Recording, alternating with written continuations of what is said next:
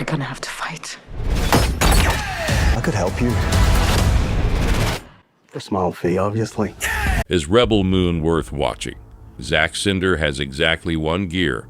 You like it or you don't.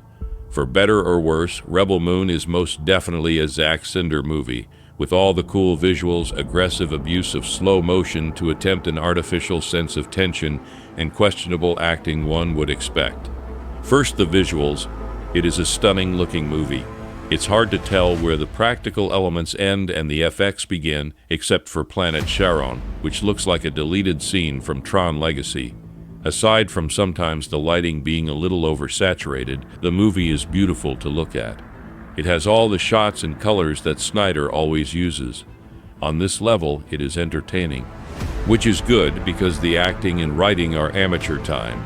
All of the actors but two turn in performances that are either wooden and lifeless or are so over the top that the actors have pieces of the scenery hanging from their mouths from chew on it so much.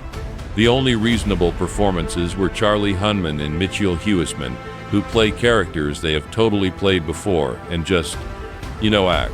The writing is super predictable as to almost make you think this is a parody.